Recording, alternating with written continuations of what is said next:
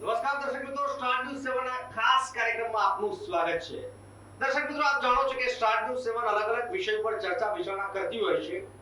આજના સબ્જેક્ટની જો વાત કરવામાં આવે, આજના કાર્યક્રમની જો વાત કરવામાં આવે તો આજે કોઈ ડિફરન્ટ સબ્જેક્ટની આજે ચર્ચા કરવાના છે। ડિફરન્ટ સબ્જેક્ટ એ છે કે મહત્વની જે બાબતો હોઈ શકે કે અત્યારે તમે જુઓ કે માર્કેટ અત્યારે મંદુ પડી ગયું છે, તેજીનો માહોલ અત્યારે નથી। દેશની જે ગતિ હોવી જોઈએ, જે અત્યારે આર્થિક ઇકોનોમી ક્યાંક ઓછો થઈ ગયો છે, જીડીપી ક્યાંક અપડાઉન થઈ રહે છે, એની ક્યાંક ચર્ચા કરવાની છે। અલગ અલગ પરિસ્થિતિનો સામનો ગુજરાતમાં તો કરવો જ પડે છે, પરંતુ ભારતમાં પણ ક્યાંક આર્થિક સમસ્યાનો સામનો કરવાનો વારો આવ્યો છે, એની ક્યાંક ચર્ચા કરવી છે। અને એ ચર્ચામાં મહત્વના મુદ્દાઓને આધારે અલગ અલગ ચર્ચા વિચારણા આ કાર્યક્રમમાં કરવાની છે। તમે જુઓ કે અલગ અલગ પરિસ્થિતિનો સામનો ઇન્ડિયા કરી રહ્યું છે, પરંતુ મુકેશ અંબાણીની જો ફોર્સની યાદીમાં જે નામ આવતું હતું એમાં અત્યારે ક્યાંક પીછેહટ જોવા મળી રહી છે। ગૌતમ અદાણીની જો વાત કરવામાં આવે તો એ સતત અત્યારે ક્યાંક ને ક્યાંક પાછળ ચાલી રહ્યા છે, અને એનો જ આ કાર્યક્રમ રાખ્યો છે, માર્કેટ વર્સિસ ઇકોનોમી।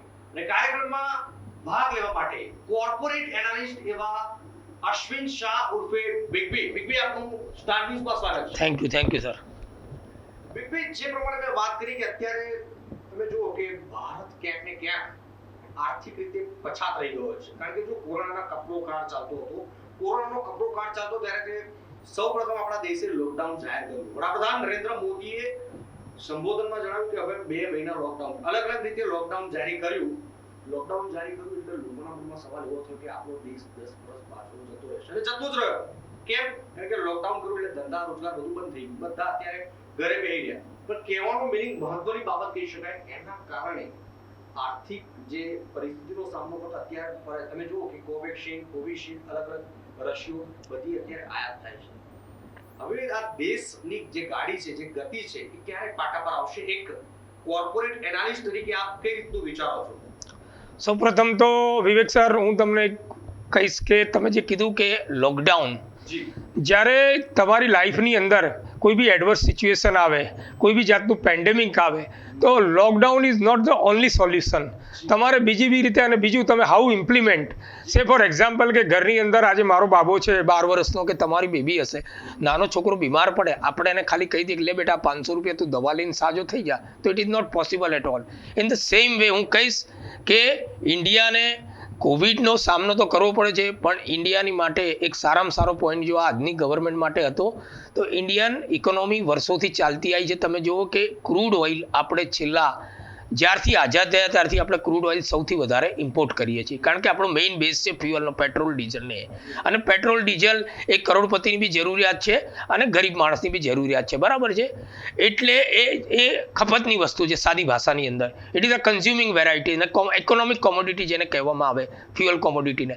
હવે જ્યારે ક્રૂડ ઓઇલનો ભાવ આ સરકારના રાજમાં જ્યારે 2014થી 2019માં અત્યારે બી કે ખાલી $60 પ્રતિ બેરલ, વચ્ચે તો ઓલ ટાઈમ લો થઈ ગયો હતો, તેમ છતાં આજે તમે જુઓ કે ઓલ ઓવર વર્લ્ડની અંદર આ સરકારે રેકોર્ડ તોડી નાખ્યો પેટ્રોલ, ડીઝલ અને ગેસ સિલિન્ડર ના ભાવો જે છે, અને ખાસ કરીને જે ડ્યુટી સ્ટ્રક્ચર છે ગવર્મેન્ટનું, એ સામાન્ય માણસને ખબર નથી પડતી, વર્લ્ડના ઇકોનોમિસ્ટને ખબર નથી પડતી, એનાલિસ્ટને ખબર નથી પડતી કે તમે 20 રૂપિયામાં જે પેટ્રોલ બને છે એ પેટ્રોલની ઉપર તમે 31 રૂપિયા એક્સાઇઝ ડ્યુટી કઈ રીતે લો છો?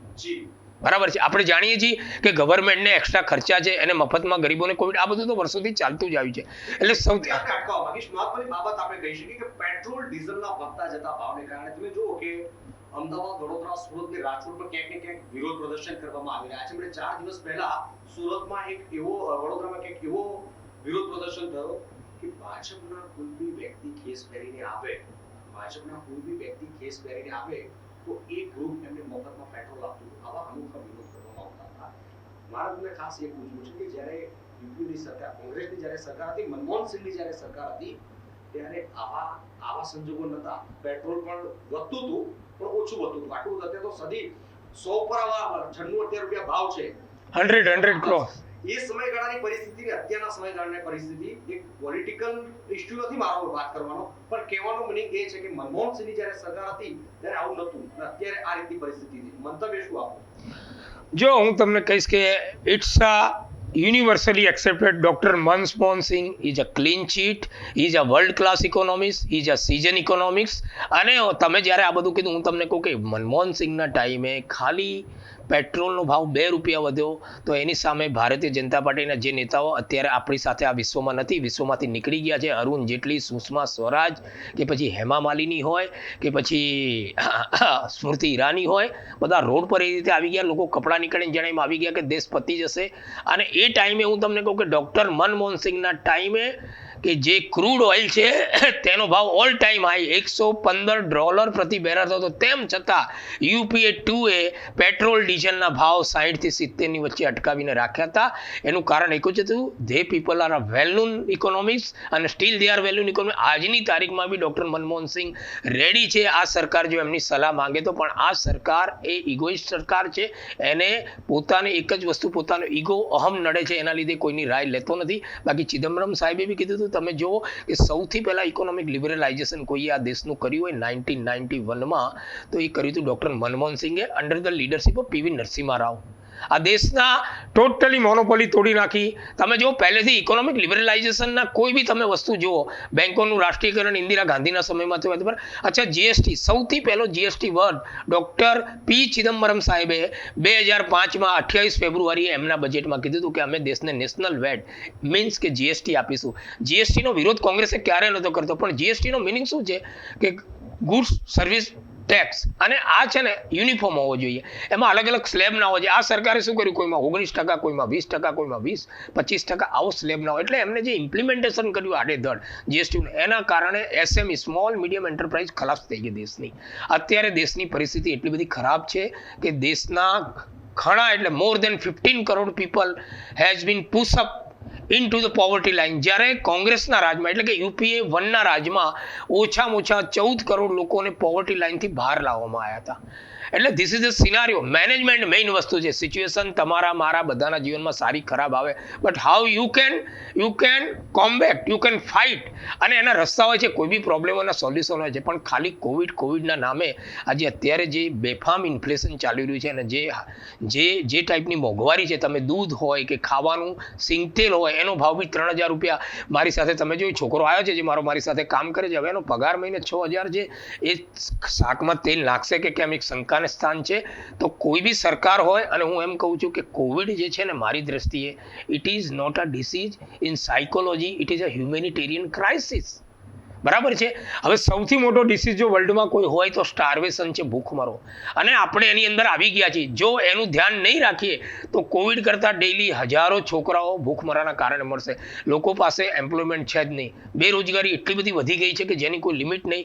તમે આજે અમદાવાદમાં સીજી રોડ પર જાઓ, કે તમે મહેસાણામાં જાઓ, સુરતમાં ટેક્સટાઇલમાં જાઓ, જે લોકો કરોડોના ધંધા કરતા હતા આજે એમને નોકરી કરવાનો વાળો આવ્યો છે, ઓનલી બીકોઝ ઓફ ધી જે કંઈ આજની સરકારની નીતિઓ છે એના લીધે. હું કહું છું તમે બધું કરો, પણ ખાલી લોકડાઉન એટલે કેવું લોકડાઉન? ચૂંટણી હોય ત્યારે આપણે કરોડો માણસો ભેગા કરી નાખીએ છીએ, અને આમ જ્યારે કોઈ વ્યક્તિ બજાર 2 મિનિટ ખુલ્લી રાખે કે 2 મિનિટ એને નાના માણસે માસ્ક ના પહેર્યું હોય તો એને તરત દંડ કરવામાં આવે, દુકાનદારને દંડ કરવામાં આવે. આ બધું યોગ્ય નથી. એટલે મારી તો એક અપીલ છે સરકારને, એક ગુજરાતના સારા નાગરિક તરીકે, કે અત્યારે બેસ્ટ ટાઈમ છે તમારા માટે કે તમે કોઈ બી હિસાબે જે આ રાઇઝિંગ પ્રાઇસીસ છે, ઇન્ફ્લેશન, એને કંટ્રોલમાં લાવો, સામાન્ય માણસ જીવી શકે એવું કંઈક કરો. બહુ જ જરૂરી વસ્તુ છે. બાકી લોકો એની રીતે લોકશાહીમાં જવાબ આપતા હોય છે, જે કે વેસ્ટ બેંગાલમાં મળી ગયો. અમાર બાંગ્લા સોનાર બાંગ્લા બહુ થયું, પણ તેમ છતાં મમતા બેનર્જી કામ કરી ગઈ, અને આવી રીતે દેશમાં ધીરે ધીરે મને એવું લાગે છે જો આવું જ રહેશે તો પરિવર્તન ચોક્કસ પહોંચાશે. કારણ કે લોકશાહીમાં પ્રજા સર્વમાન્ય હોય છે, પ્રજા સર્વોપરી હોય છે, પ્રજા જ રાજાને ચૂંટતી હોય છે. અને એક વિશ્વાસ સાથે લોકોએ ભારતીય જનતા પાર્ટીને એટલે વોટ આપ્યા હતા કે પહેલાં એવું કહેવાતું કે જ્યારે કોંગ્રેસ આવે ત્યારે મોંઘવારી વગેરે. બિકોઝ એનું કારણ હું તમને કહું, કોઈ પણ દેશ વિકસિત હોય, because India is a developing country, બરાબર, in the language of the economy. એટલે કોઈ બી ડેવલપિંગ કન્ટ્રી હોય એના એક્સપેન્ડિચર હોય, એટલે એના લીધે મોંઘવારી વધતી હતી. પણ આ સરકારની અંદર તો ના કોઈ એવું તમને વિકાસનું કામ થયું છે. રોડ રસ્તા તો બધી સરકાર બનાવતી હોય, પણ તું એની સામે તમે એજ્યુકેશન જુઓ. આજે સામાન્ય માણસ એના છોકરાને હવે શાકની લારીએ જ મોકલે છે, સ્કૂલમાં મોકલવાના એની પાસે પૈસા નથી. એવી રીતે દવાઓ બી તમે જુઓ, સરકાર કહે છે અમે બધું મફતમાં મફત જે એન્ડ યુઝર છે એના સુધી જતું જ નથી. એટલે અત્યારે એક બાજુ હું શેર બજારમાં મેં જો શેર બજારનો ઇન્ડેક્સ તમને ઓલ ટાઈમ હાઈ દેખાય છે, પણ ત્યાં કેવું છે શેર બજાર છે ને એમાં સેક્યુલર બુલ રન. કોંગ્રેસના રાજમાં જ્યારે શેર બજારમાં તેજી ફૂંકાતી તો 9000ના ઇન્ડેક્સે સારા શેરો 75 રૂપિયાથી 100 રૂપિયા અત્યારે શું છે ગણીને અદાણી અંબાણીના શેરો ચાલે. હવે એમાં શું થયું, લોકો તો બહુ મોડા પડ્યા એટલે અદાણીના શેરો 5000 1000% વધી ગયા પછી લીધા. અત્યારે નીચેની સર્કિટ લાગે છે કારણ કે રિયલમાં બેલેન્સ શીટમાં એવું કંઈ છે નહીં, કંપનીનો ગ્રોથ છે નહીં, એટલે લોકો શેર બજારનું કરવા ગયા ત્યાં બી ફસાયા. ઇકોનોમીમાં તો છે જ નહીં, ઇકોનોમી અત્યારે કોન્ટ્રાક્શનમાં છે. અત્યારે આપણો ઇકોનોમિક ગ્રોથ એ છેલ્લા 26 વર્ષની નીચી સપાટીએ છે. હવે સૌથી પહેલું આ સરકારે કોવિડ તો ચલો વસ્તુ બરાબર છે, પણ સરકારે સૌથી પહેલું પગલું લેવું જોઈએ રોટી કપડાં અને મકાન. અને આ બહુ બેઝિક નીડ છે, બેઝિક જરૂરિયાત છે. તમે હમણાં બે દિવસમાં આવ્યું કે જો ઇલેક્ટ્રિસિટી, હવે સામાન્ય છોકરો એના ઘરમાં નાનો તો કે સવારમાં પીક અવર્સમાં, હવે પીક અવર્સને શું ઇલેક્ટ્રિસિટીનો રેટ સેમ જ હોવો જોઈએ. કોઈ માણસ રાતની ડ્યુટી કરતો હોય તો સવારે એના ઘરે પંખો ચાલે, કોઈ માણસ દિવસે કરતો હોય તો રાત્રે પંખો ચાલે. એટલે મને એ નથી ખબર પડતી કે આ કઈ ટાઈપનું ચાલી રહ્યું છે. અને આમાં દિવસે ને દિવસે સામાન્ય માણસ પીસાતો જાય છે અને ખાસ કરીને દયાજનક સ્થિતિમાં મિડલ ક્લાસ પહોંચે છે. હું તમને એવા ઘણા, હું જૈન છું, અમારા જૈનમાં બતાવું કે જેની 20 વર્ષથી દુકાન ચાલતી હતી, આ લોકડાઉનના લીધે દુકાન બંધ થઈ ગઈ, એને દેવું થઈ ગયું.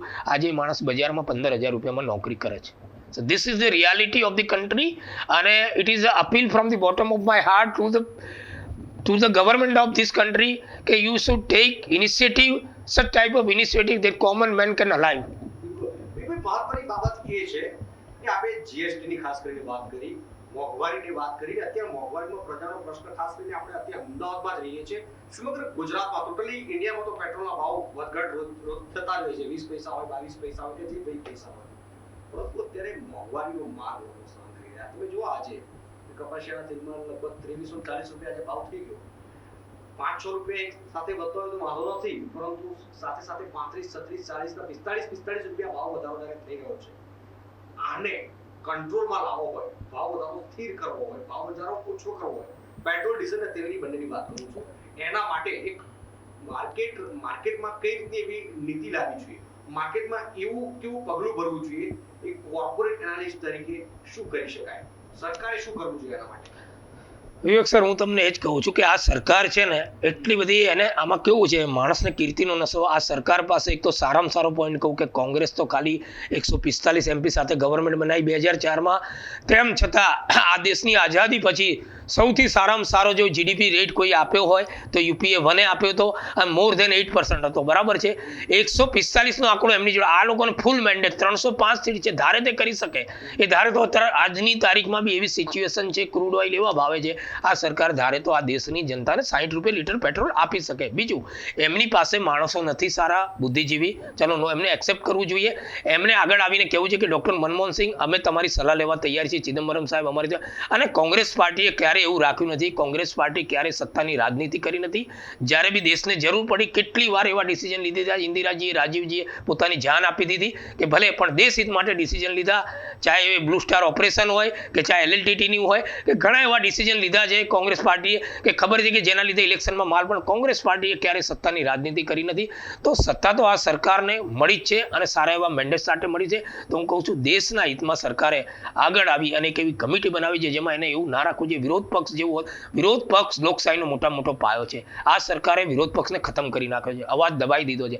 વિરોધ પક્ષની સાથે બેસવું જોઈએ કે હા ભાઈ, અમે તૈયાર છીએ તમારી સાથે ચર્ચા કરવા માટે, તમે શું કહો છો, અને વિરોધ પક્ષ એવી વસ્તુઓ આપશે કે જે દેશ હિતમાં હશે, એમને એક્સેપ્ટ કરવી જોઈએ. અને જો આ બધું કરે, અને if this government blended all together, તો મને નથી લાગતું કે દેશમાં આ ટાઈપની કોઈ તકલીફ લે. મોંઘવારી વધવાના એવા કોઈ કારણો નથી. કોવિડના લીધે કદાચ કોઈ માલનો સપ્લાય ઓછો આવતો હોય, બરાબર, પણ એની સામે તમે જુઓ છો જાનહાનિ બી એટલી જ થઈ છે, એટલે વસ્તી બી ઓછી થઈ છે, બરાબર છે. પણ આજે તમે જે ટાઈપનું ડેલી પેટ્રોલ ડીઝલના ભાવ એટલા માટે કે APM એડમિનિસ્ટ્રેટિવ પ્રાઇસ મિકેનિઝમ જે હોય એને ડિસમેન્ટલ કરી દીધી. એટલે હવે આ સરકાર શું કહે છે કે અમારા હાથમાં નથી. તો કોંગ્રેસના રાજમાં બી ક્યાં એમના હાથમાં હતું? તેમ છતાં કોંગ્રેસ પાર્ટીએ એવા કપરા સંજોગોની અંદર, અને બીજું 2008ની વાત કરું કે જ્યારે વર્લ્ડ ઇકોનોમી કલેપ્સ થઈ ગઈ હતી, રોજની 15 બેંકો વર્લ્ડમાં ઉઠતી હતી, અમેરિકા સબપ્રાઇમમાં ખલાસ થઈ દીધું, ત્યારે 2008ની અંદર ઇન્ડિયામાં એક પણ બેંક ઉઠી નથી. ઇન્ડિયન ઇકોનોમી ઇન્ટેક રહી હતી અને Indian economy had given more than the 8% growth. હવે હું તમને રિયલ એસ્ટેટ સેક્ટર કહું કે કન્સ્ટ્રક્શન સેક્ટર એક એવું છે કે એ કાચવાળાને રોજીરોટી આપે છે, એ પંખાવાળાને રોજીરોટી આપે છે, એ રેતીવાળાને આપે છે, મજૂરને આપે છે, કાર્પેન્ટરને આપે છે. આ સેક્ટરનો ગ્રોથ મોર દેન 20% હતો યુપીએ 2ના રાજમાં. 2009 તમે આંકડા જોઈ જુઓ સીએસઓના. હું નથી કરતો, ગવર્મેન્ટની જે સ્ટેટિકલ આજની તારીખમાં શું છે, રિયલ એસ્ટેટ સેક્ટરની બધી જ કંપનીઓનું માર્કેટ કેપ એ ખાલી એક ફાર્મા કંપની બરાબર થઈ ગયું છે. તો આના માટે બી ઇનિશિયેટિવ લેવા જોઈએ સારા. એટલે આજે સૌથી મોટું કામ જો કોઈ સરકાર પાસે હોય તો આ દેશને બેઠો કરવાનું છે.